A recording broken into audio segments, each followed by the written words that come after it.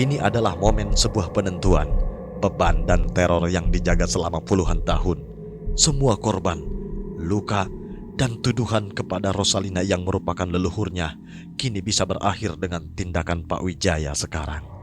Cepat, Pak!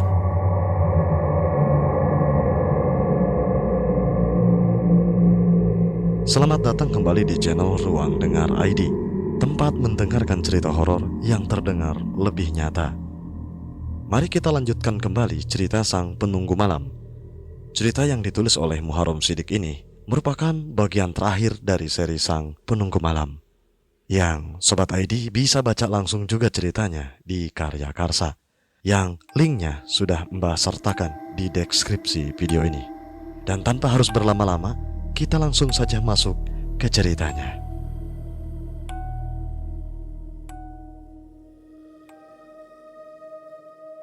Cepat, Pak, ruangannya ada di ujung lorong ini, teriakku sambil menarik lengan Pak Wijaya. Pak Wijaya tampaknya benar-benar kelelahan sekarang. Keringatnya membasahi seluruh wajahnya pada saat itu. Mungkin selain umur Pak Wijaya yang tidak muda lagi, dia juga jarang berlari seperti ini. Apalagi aku bisa melihat bahwa masih ada rasa takut yang dia rasakan ketika bertemu sosok itu. Apalagi setelah melihat batu-batu nisan yang melayang itu di belakang sana. Itu ruangannya, kataku sambil menunjuk ke sebuah pintu kayu yang menutupi sebuah ruangan di ujung sana. Pintu itu pernah aku masuki sekali, dan di dalam sanalah aku menemukan buku catatan dia. Aku tahu, aku tidak sempat menguncinya lagi setelah aku masuk ke dalam sana, sehingga sepertinya aku bisa membukanya dan langsung masuk ke dalam sana. Tanpa membuang waktu, aku langsung mendorong pintu itu hingga terbuka lebar. Dan di dalam sana terlihat bahwa ruangan itu benar-benar gelap dan pengap, seperti apa yang aku rasakan ketika pertama kali masuk ke dalam ruangan ini. Senter yang aku bawa langsung aku pakai untuk memandu Pak Wijaya ke dalam ruangan yang gelap itu. Dan Pak Wijaya langsung mempercepat langkahnya agar dia bisa masuk ke dalam ruangan tersebut. Cepat, Pak!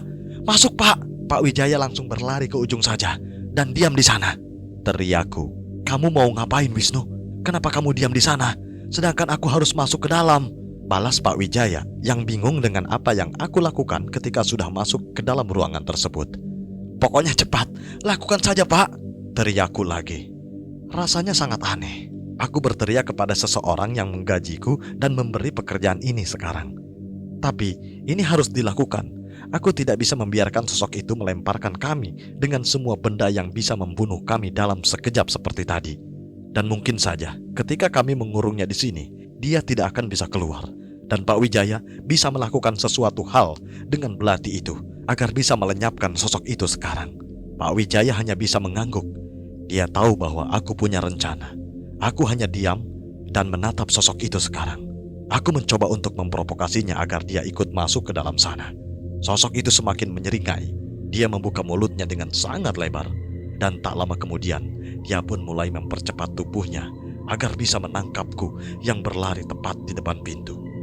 Tepat ketika beberapa meter lagi dia sampai kepadaku, aku langsung berlari dan masuk ke dalam sana.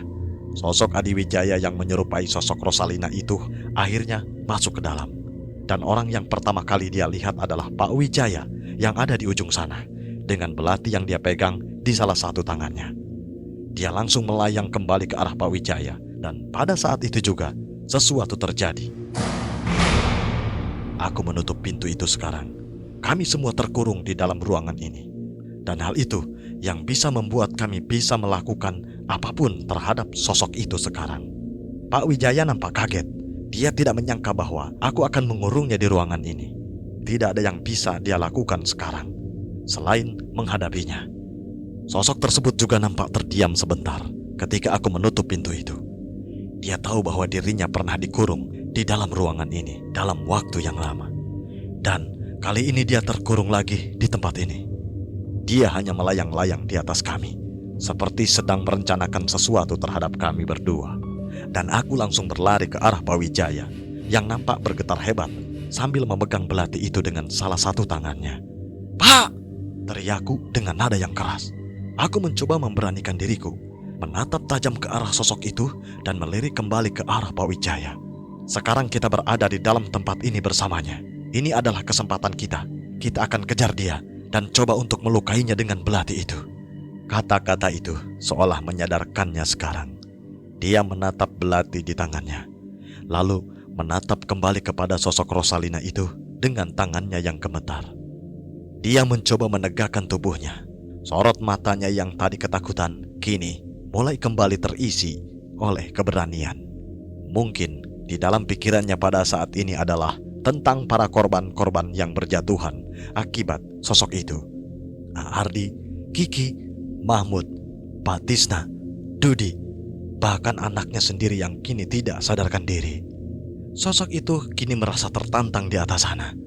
Senyumnya benar-benar menyeramkan, sama sekali tidak cocok untuk wajah seorang anak kecil yang melayang-layang di atas sana.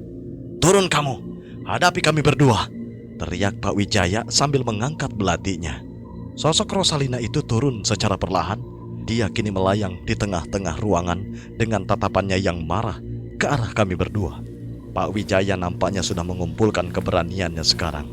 Dia berjalan secara perlahan sambil mengangkat belati itu. Dia ingin menghunuskan belati itu tepat di jantungnya, sama seperti ritual yang pernah aku ceritakan ketika aku masuk ke dalam ruangan bawah tanah itu. Sosok Rosalina itu juga tampak sedang menunggu Pak Wijaya datang mendekat kepadanya. Dan ini seperti sebuah pertarungan dari keluarga Wangsa dengan sosok yang mengganggu keluarga mereka selama beberapa generasi. Langkah Pak Wijaya semakin cepat. Dia bahkan sedikit berlari dengan harapan bahwa dia bisa menghunuskan belati itu kepadanya. Namun, tampaknya tidak semudah itu. Karena tepat beberapa meter lagi ketika Pak Wijaya bisa menghunuskan belati tersebut, sesuatu tiba-tiba terjadi. Sebuah dorongan kuat datang secara tiba-tiba dari depan dirinya. Ada sesuatu yang muncul begitu saja dan membuat Pak Wijaya terpental lagi ke belakang pada saat itu. Belati yang dia pegang langsung terlempar ke arah kiri, dan aku langsung berlari ke arah belati itu untuk mengambilnya. Meskipun, astaga, gumamku, tepat ketika aku mengambil belati itu, nampak muncul sebuah tangan dari arah lantai. Tangan itu sangatlah pucat dengan dagingnya yang kurus, sehingga seperti lapisan kulit yang menutupi tulang. Setelah itu, dia seperti sedang mengangkat sesuatu, dan secara tiba-tiba muncul sebuah kepala dari dalam lantai dan bangkit secara perlahan. Hal itu tidak terjadi di depanku saja. Bahkan sosok yang membuat Pak Wijaya terpental ke belakang itu, wujudnya sama seperti apa yang aku lihat. Bahkan sosok yang membuat Pak Wijaya terpental ke belakang itu, wujudnya sama seperti apa yang aku lihat. Aku melihat bahwa banyak sekali sosok-sosok yang muncul dan mengelilingi kami semua. Mereka muncul dari lantai, dari dinding, bahkan berjatuhan dari langit-langit. Wujud mereka nampak sama. Mereka mengenakan baju pasien rumah sakit lama, sama seperti sosok lantai 4 dan sosok yang ada di bangsal melati. Namun, mereka nampak benar-benar menyeramkan. Salah satu sosoknya memiliki kepala yang diperban seluruhnya, dan di sela-sela perban itu merembes cairan berwarna merah darah kental yang berbau busuk. Sosok lain yang muncul di dekatku berjalan dengan menyeret kakinya yang nampak hancur. Tulang keringnya nampak mencuat keluar dari kulitnya yang pucat. Ada pula sosok wanita dengan perut yang buncit dengan penuh jahitan kasar seperti pernah dibelah lalu disatukan lagi dengan jahitan yang kasar. Sepertinya mereka semua adalah jiwa-jiwa pasien yang meninggal di rumah sakit ini. Dan jiwa-jiwa itu kini dikendalikan oleh sosok Rosalina yang ada di hadapan kami. "Kenapa jadi banyak seperti ini?" kata Pak Wijaya yang bangkit dan merasa tidak percaya atas apa yang dia lihat. Di sana aku benar-benar melupakan hal yang paling penting, yaitu sosok Adi Wijaya yang kini menyerupai sosok Rosalina itu memang bisa mengendalikan jiwa-jiwa ini. Dan hal itu yang aku lupakan. Aku tidak sadar bahwa dia masih bisa mengendalikan mereka seperti halnya kejadian ritual itu terjadi dan dia mengacaukan rumah sakit ini. Memang di sini tidak ada benda-benda yang bisa membunuh kami berdua dalam sekejap. Namun dia masih bisa mengendalikan jiwa-jiwa lain yang bisa membuat kami celaka. Aku langsung berlari ke arah Pak Wijaya, mencoba menguatkan dirinya lagi agar keberaniannya tidak menghilang. "Pak!" teriakku. Aku mendekat kepadanya dan langsung memberikan belati itu kepadanya sambil berkata, "Aku akan mengalihkan perhatian mereka. Pak Wijaya, fokus saja kepada sosok itu." Aku sengaja membuat dia agar tidak ketakutan lagi dan fokus kepada sosok Rosalina yang ada di depan sana. Di sana, aku langsung memainkan senter yang aku pegang dan menyinari mereka semua dengan senter tersebut agar mereka semua tertuju kepadaku. Di saat yang sama, Pak Wijaya seperti melihat sebuah celah. Dia menerjang maju dan lurus ke arah Rosalina. Salah satu tangannya terangkat dan belati itu berada tepat sejajar dengan jantung Rosalina yang ada di depannya. Aku bisa melihat Pak Wijaya nampak marah. Dengan kedua matanya fokus ke sosok itu. Tapi Rosalina yang melayang di ujung sana tidak bergeming. Dia hanya diam dan menunggu Pak Wijaya datang dengan belati yang ada di tangannya. Dan tepat beberapa sentimeter dari gaun putih yang kusam itu, tiba-tiba tubuh Pak Wijaya terbental lagi. Rosalina tersenyum lebar. Dia seperti menatap Pak Wijaya dengan tatapan yang merendahkan. Lalu, dengan sebuah hentakan kecil dari pergelangan tangannya, Pak Wijaya langsung terlempar ke belakang dengan keras. Tubuhnya melayang dan jatuh menabrak jiwa-jiwa yang sedang mengejarku pada saat itu. Jiwa-jiwa itu langsung menghilang dalam sekejap. Dan tak lama kemudian, jiwa-jiwa itu muncul kembali secara perlahan dan berdiri kembali di hadapan kami berdua.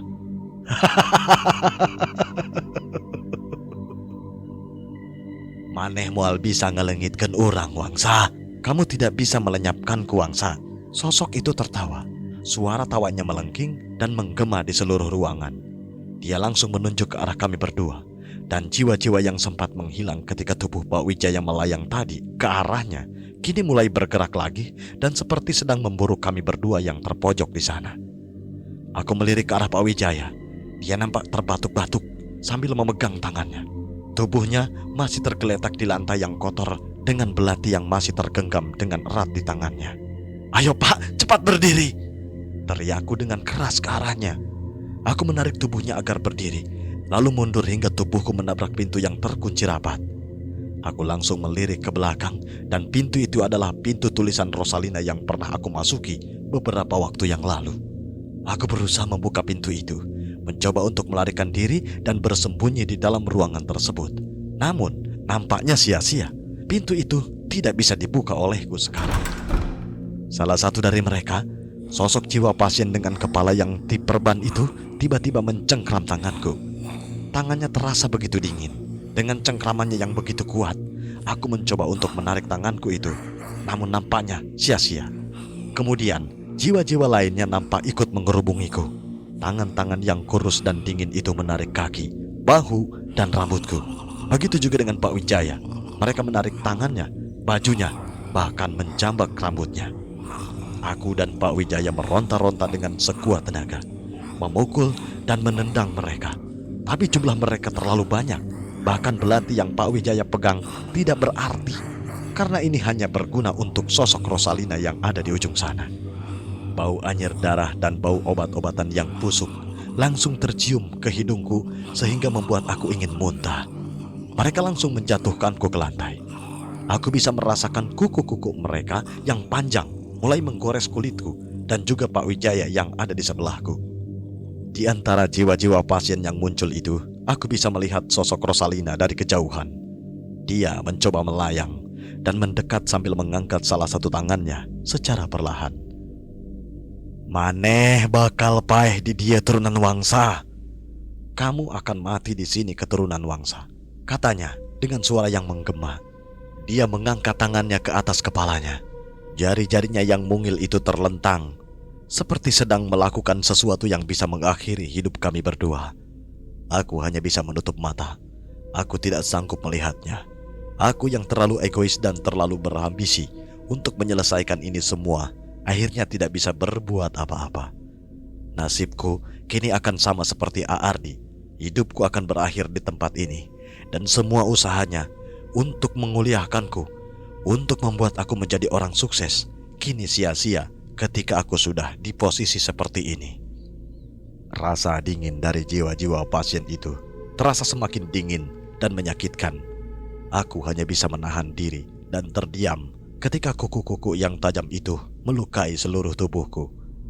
Aku sudah pasrah, aku sudah tidak bisa berbuat apa-apa lagi sekarang. Begitu juga dengan Pak Wijaya. Dia sepertinya sudah tidak meronta-ronta lagi sekarang. Dia sudah pasrah dengan hidupnya. Ternyata apa yang aku lakukan sekarang lebih sulit daripada apa yang aku pikirkan. Dan ini adalah akhirnya. Aku menunggu serangan terakhir dari Rosalina itu datang. Namun entah mengapa tidak pernah terjadi. Aku mencoba membuka mata dan ternyata ada sebuah cahaya redup muncul di dekatku. Cahaya itu seketika menghilangkan jiwa-jiwa itu secara perlahan. Cahaya itu tidak menyilaukan, tapi terasa hangat dan menenangkan. Cengkeraman mereka di tubuhku melemah dan akhirnya terlepas secara perlahan. Aku akhirnya bisa terdiam sambil mengatur napas. Dan ketika aku melihat sumber dari cahaya itu, aku bisa melihat wujud yang lain di sana. Rosalina, gumamku. Itu Rosalina. Rosalina yang asli. Dia transparan dengan gaun putihnya yang kini bersih. Wajahnya memang nampak pucat, namun tidak mengerikan seperti sosok Adi Wijaya yang menyerupai dirinya yang masih melayang di ujung sana. Sosok Adi Wijaya yang ingin melenyapkan kami berdua mendadak berhenti. Dia nampak kaget karena sosok asli dari tubuhnya yang dia pakai kini muncul tepat di depannya. Aku langsung menyuruh Pak Wijaya untuk membuka matanya. Namun Rosalina itu langsung melesat ke arah Adi Wijaya. Sosok Adi Wijaya yang menyerupai dirinya langsung terhentak ketika sosok Rosalina yang asli masuk ke dalamnya. Sepertinya dia kini bisa masuk ke dalamnya karena tidak ada sosok bayangan hitam yang sering menjaganya. Kedua sosok itu menyatu dalam satu tubuh sekarang. Tubuhnya mendadak kejang.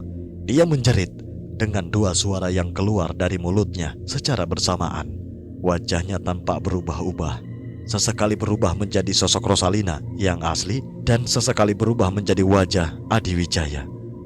Aura hitam pekat dan cahaya putih yang samar saling beradu di dalam sana.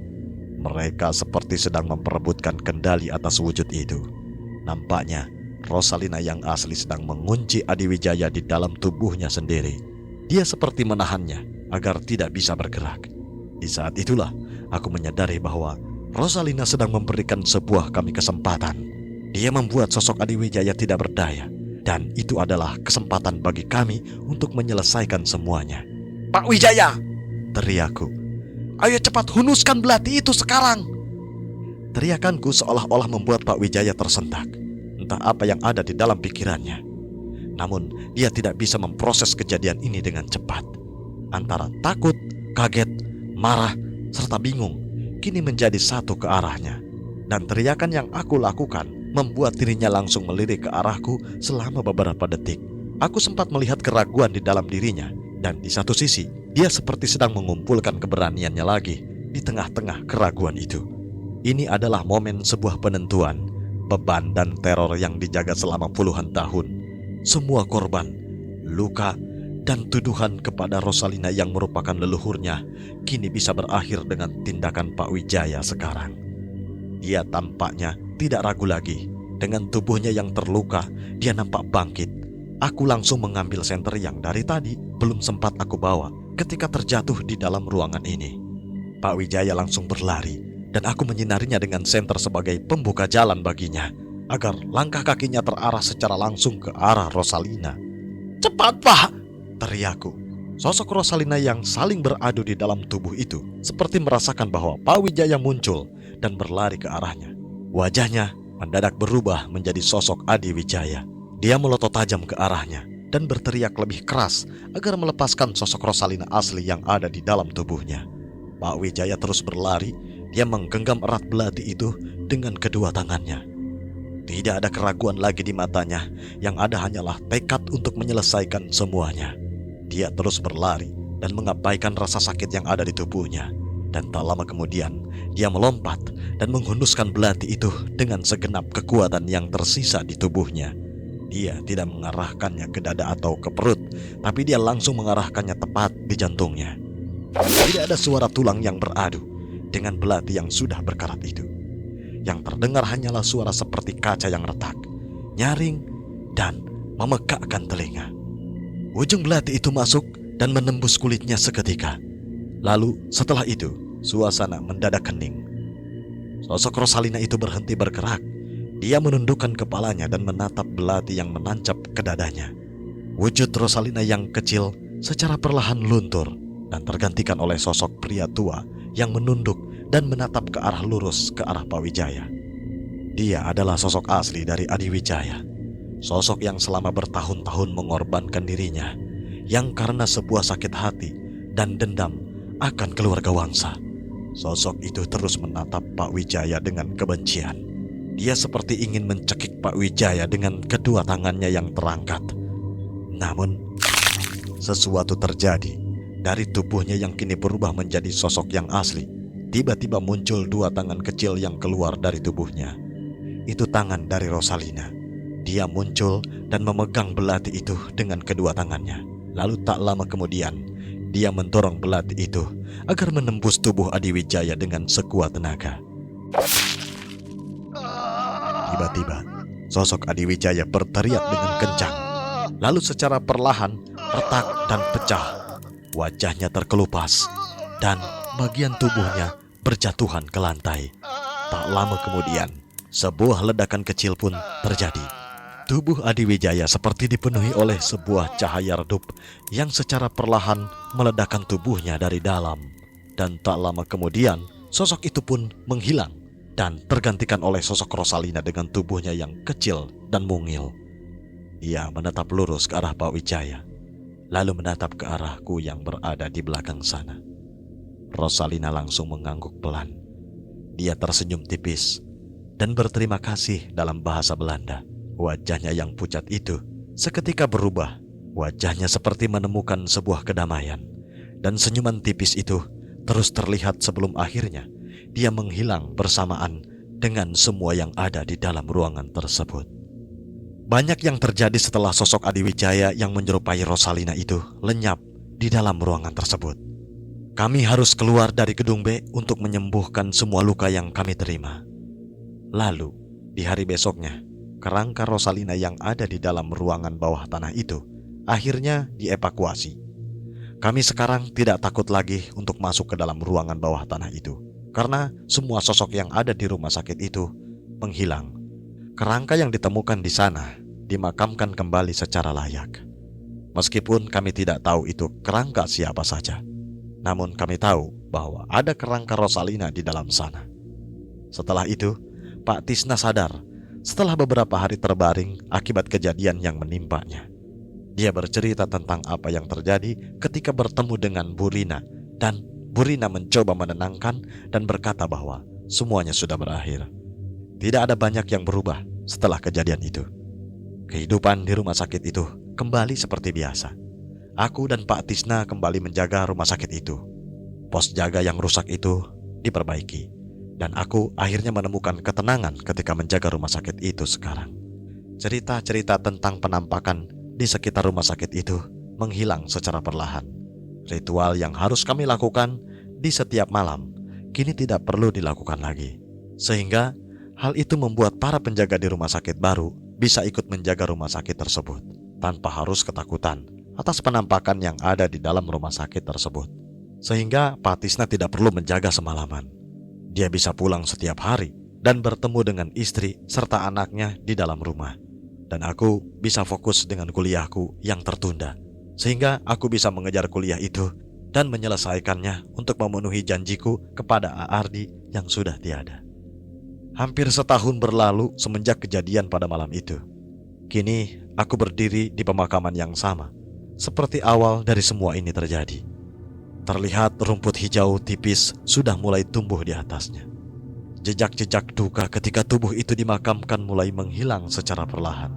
Dan tepat di ujung makam itu, sebuah batu nisan yang terbuat dari batu granit kokoh berdiri dengan nama Ardiansa. Di sampingku, sebuah tas ransel besar berdiri. Aku berjongkok di depan makam kakak, mengusap batu nisan itu dan mencabuti rumput-rumput liar agar bersih kembali. Lalu setelah itu, aku mulai melirik ke tas ransel itu, membukanya dan mengeluarkan isinya satu persatu. Yang pertama aku keluarkan adalah jubah toga berwarna hitam. Lalu yang kedua adalah plakat kelulusan. Dan yang ketiga adalah topi toga.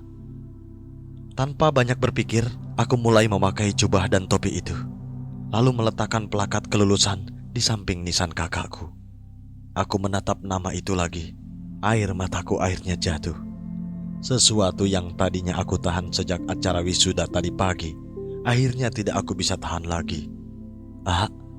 kataku dengan suara yang terdengar pelan. Aku lulus. Janjiku sudah lunas sekarang. Aku mengusap air mataku yang terus mengalir di depan batu nisan itu. Aku pun jongkok kembali memegang batu nisan itu dan berkata lagi, semua tugas sudah selesai, A. Tugasku, tugas A. Ardi, semuanya sudah beres.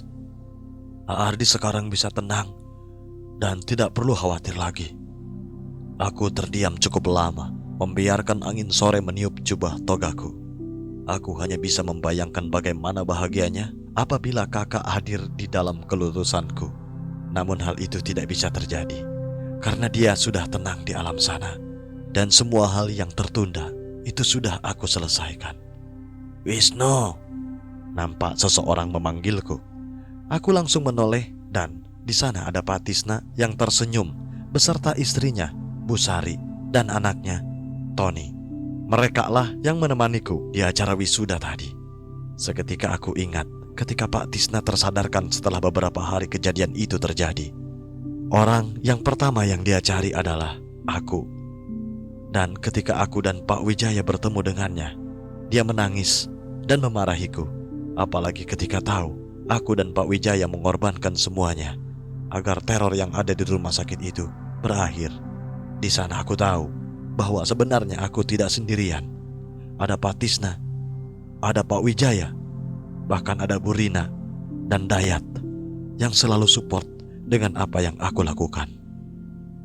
Bahkan setelah kejadian itu, aku bisa melihat bahwa mereka khawatir akan keadaan kami, dan mereka tampak lega ketika kami keluar dengan selamat pada saat itu. Bu Sari memberikanku sebotol air. Aku mengangguk dan berterima kasih atas apa yang dia berikan. Aku pun akhirnya berdiri kembali, lalu memberikan doa kepada A. Ardi. Entah berapa lama aku terdiam. Namun secara tiba-tiba suara dari ponsel yang ada di saku celanaku berdering sehingga memecah keheningan itu.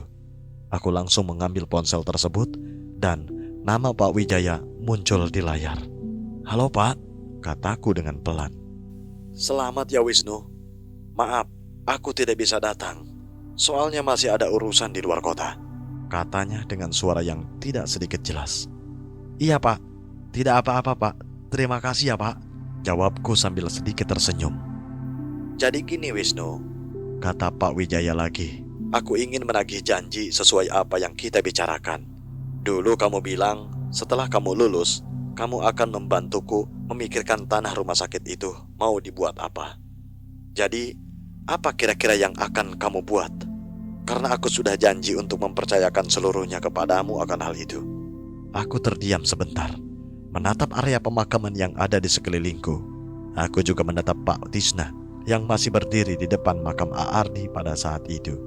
Aku sebenarnya sudah memikirkan hal ini jauh-jauh hari, tepatnya 1 bulan setelah kejadian pada malam itu.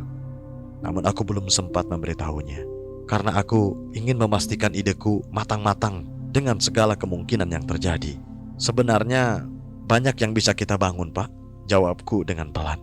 Tapi sepertinya aku tidak ingin mengganggu pemakaman yang ada di belakang, juga bangunan gedung B yang mungkin sekarang bisa jadi tempat bersejarah karena ada dari zaman Belanda. Jadi lebih baik kita buat pemakaman saja Pak. Pemakaman? Tanya Pak Wijaya yang nampak bingung dengan apa yang aku katakan. Iya Pak, aku dengar pemakaman Bukit Indah yang mewah itu ditutup karena longsor, sehingga tidak digunakan lagi. Dan itu bisa jadi peluang kita. Kita bisa menata ulang seluruh area itu menjadi komplek pemakaman yang layak, sehingga kita tidak perlu mengubah pemakaman lama di belakang. Terutama makam Rosalina yang selama ini sudah aku dan Pak Tisna rawat. Setelah suasana rumah sakit lama itu menjadi tenang, apa yang aku katakan membuat Pak Wijaya terdiam sesaat. Aku bisa mendengar Pak Wijaya menghela napas. Lalu tak lama kemudian dia berkata secara perlahan, "Itu ide yang bagus Wisnu. Aku setuju. Karena itu juga bisa membuat Pak Tisna mendapatkan pekerjaan baru, yaitu menjadi penjaga pemakaman yang kita buat. Oke kalau begitu, aku tunggu proposal bisnis yang kamu buat ya, biar kita presentasi di depan para investor nantinya." Aku mengangguk pelan, dan tak lama kemudian Pak Wijaya menutup teleponnya, sehingga aku kembali menatap makam kakakku sambil berkata, Semuanya sudah selesai, A. Dan sepertinya aku tidak bisa meninggalkan tempat itu. Karena ada hal lain yang harus aku lakukan bersama Pak Tisna di sana. Demikian Sobat ID, cerita lanjutan dari Sang Penunggu Malam yang merupakan part terakhir ini. Terima kasih untuk Sobat ID yang sudah mengikuti kisah ini dari part pertama. Nantikan cerita seru lainnya di channel ini. Untuk itu, buat Sobat ID yang belum subscribe, silakan subscribe terlebih dahulu. Kemudian like dan nyalakan lonceng notifikasinya agar kita tidak ketinggalan ceritanya ketika Mbah update cerita baru. Salam sejahtera, salam hangat untuk keluarga dan orang-orang tercinta Sobat ID. Semoga Yang Kuasa Allah Subhanahu wa Ta'ala melimpahkan keberkahan untuk kalian semua. Mbah pamit undur diri. Selamat malam.